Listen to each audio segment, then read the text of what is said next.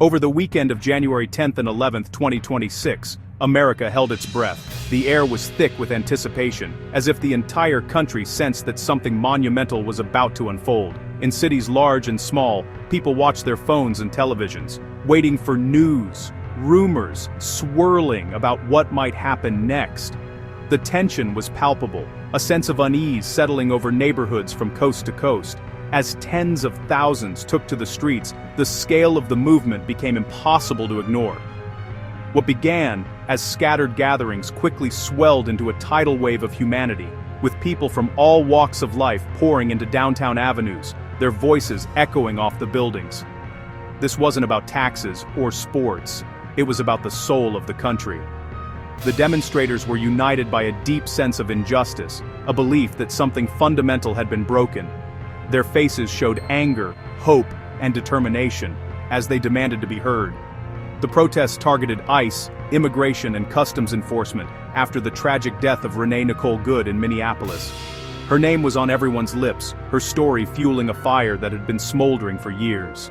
Outside ICE facilities, crowds chanted for justice, their voices rising in unison. Her story, shared widely, became a symbol of everything protesters saw as wrong with immigration enforcement. Renee's face appeared on posters, candles, and social media feeds, a reminder of the human cost behind the headlines. Vigils were held in her memory, drawing mourners and activists together in grief and resolve. Over 1,000 events erupted nationwide, from Los Angeles to Austin, uniting people demanding accountability and change. The movement spread like wildfire, with rallies, marches and sit-ins organized in cities and towns across the country. Each gathering added momentum, as more voices joined the call for reform. The protests were not just about anger, they were about community. Volunteers handed out water and food, musicians played songs of hope, and families brought their children, teaching the next generation about the power of standing up for what's right. The streets became a place of solidarity, where strangers became allies. The core issue: has ICE become an unaccountable force, tearing families apart? Protesters demanded answers, holding banners that accused the agency of separating loved ones and operating without oversight. The pain of families affected by immigration policies was on full display, their stories adding urgency to the movement. The weekend didn't answer that question, but it forced the nation to confront it. News outlets broadcast images of passionate debates and emotional confrontations, as Americans everywhere grappled with the reality of what was happening in their streets. The conflict, long simmering, was now impossible to ignore. The spark had been lit, and the country would never be the same.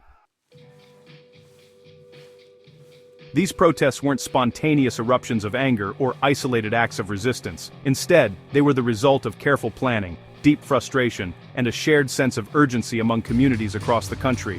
They were orchestrated by the ICE Out for Good coalition, a broad alliance of grassroots organizations, advocacy groups, and concerned citizens who came together with a singular purpose: to challenge the very foundation of ICE's role in American society. Led by groups like Indivisible, these experienced organizers didn't just react, they strategized. They held late-night meetings, coordinated logistics, and trained volunteers, transforming widespread outrage into a powerful, organized movement that could not be easily dismissed. Their demand was clear and uncompromising, not just incremental reform, but a fundamental rethinking of ICE's existence. They called for the abolition of the agency, arguing that its practices were incompatible with the values of justice and humanity. Indivisible's national network became the backbone of this movement, coordinating over 1,000 events in cities and towns from coast to coast.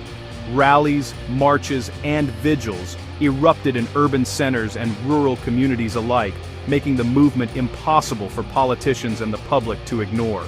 The coalition's mission was twofold: to demand justice for Renee Nicole Good, whose story had become a rallying cry, and to apply real political pressure on lawmakers to rein in ICE's unchecked power.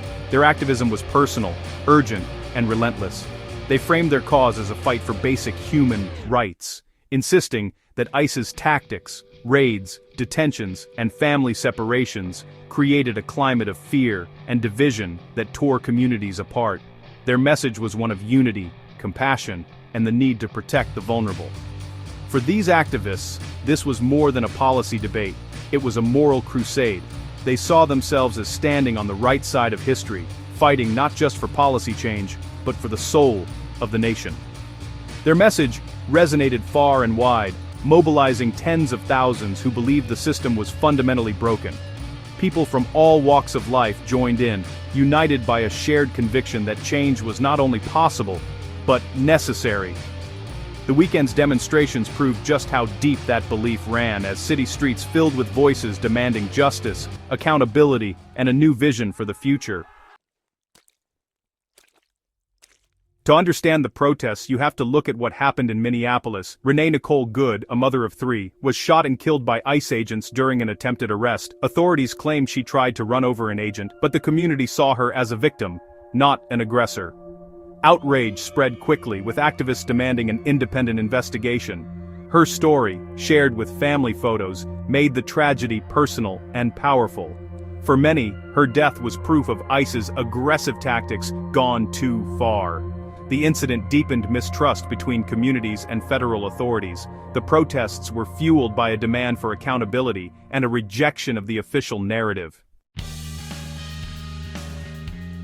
Protest leaders like Leah Greenberg of Indivisible focused on the human cost. She reminded the public that Renee Nicole Good was a mother and community member, not just a statistic. The organizers demanded transparent investigations and consequences for misconduct. They argued this wasn't just about one tragedy, but a pattern of aggressive raids and family separations. The goal showed the public that Renee's death was the result of a broken system. By mobilizing thousands, they proved opposition to ICE was widespread and deeply felt. Greenberg called it a fight for the soul of the country, a demand for compassion and justice. The protests were a collective outcry for change.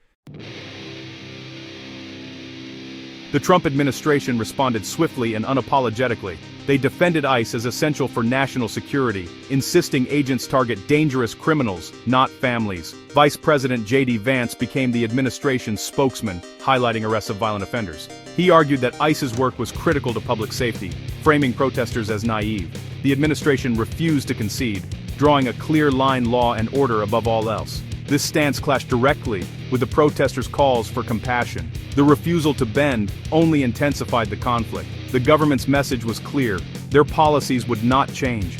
The divide between the streets and Washington had never been starker. Not all protests remained peaceful. Austin and Los Angeles saw tensions boil over. In Austin, chants turned to chaos as police clashed with protesters, making arrests and escalating anger. In Los Angeles, demonstrators gathered outside an ICE detention center, refusing police orders to disperse. The standoff ended with riot police moving in and multiple arrests. Images of these confrontations dominated the news, showing a nation deeply divided. For protesters, arrest was a risk worth taking to highlight injustice. For authorities, it was about maintaining order. The country watched, unsettled by the growing rift. Supporters of ICE see the agency as vital for national security and the rule of law. They argue ICE targets dangerous criminals, not ordinary families, and that weakening it would endanger the public. The administration's message: ICE enforces laws passed by Congress. If you want change, change the laws. ICE agents are portrayed as public servants doing a tough, necessary job. Supporters believe strong enforcement protects the integrity of legal immigration. They argue that failing to enforce the law is unfair to those who follow the rules. For many, ICE represents order and fairness in a complex system. The debate is framed as protecting families versus protecting criminals. Protesters counter that ICE's tactics create fear and break families apart. They argue that raids and deportations leave communities living in terror, afraid to seek help or report crimes. Family separation, even unofficial, remains a powerful symbol of cruelty. Critics say the administration conflates violent criminals with ordinary undocumented immigrants to justify harsh enforcement. They call for a system that distinguishes between threats and those seeking a better life. For them, ICE's actions violate American values of compassion and fairness. Renee Nicole Good's death is seen as the tragic result of a system gone wrong. The movement is a fight for the nation's conscience and dignity. The January 2026 protests didn't resolve America's immigration conflict, they exposed it. For days, city streets across the nation pulsed with the energy of thousands, their voices echoing a deep divide that has shaped the country for decades. The demonstrations were not just about policy, but about identity, belonging, and the very soul of the nation. Two visions for the country remain locked in opposition, one prioritizing security and law, the other compassion and human rights. These are not abstract debates, but lived realities for millions. Families separated, communities on edge, and law enforcement caught in the crossfire of public opinion. Supporters of ICE see it as essential for order. To them, strong enforcement is the backbone of national sovereignty, a necessary shield against chaos and uncertainty. They argue that without clear rules and firm boundaries, the nation's security and prosperity are at risk. Opponents see it as a symbol of injustice. For them, ICE represents a system that too often dehumanizes and divides, turning neighbors into suspects and dreams into nightmares. They call for reform, for empathy, and for a new approach that honors the dignity of every person. Both sides claim American values, each waving the flag and invoking the nation's founding ideals. Yet beneath the surface, their visions for what America should be could not be more different. Their definitions differ sharply, shaped by personal histories, fears, and hopes for the future. The debate is not just political, it's deeply personal, touching the lives of immigrants, citizens, and officials alike. The events of that weekend forced the nation to confront these questions head-on. In the heat of confrontation, Americans were compelled to ask themselves, what kind of country do we want to be? How do we balance safety with compassion, law with justice? Can America secure its borders without sacrificing its humanity? The answer remains elusive, as policymakers, activists, and ordinary citizens continue to wrestle with the consequences of every decision. The debate is far from over. The tragedy in Minneapolis, where tensions erupted into violence, became a flashpoint that reignited old wounds and forced new conversations. The clashes in Austin and LA are now part of the national story, reminders that the struggle over immigration enforcement is not confined to one city or one moment. It is woven into the fabric of American life. The future of immigration enforcement, and the country's conscience, hangs in the balance. As the nation looks ahead, the choices made now will shape not only policy, but the very meaning of what it is to be American.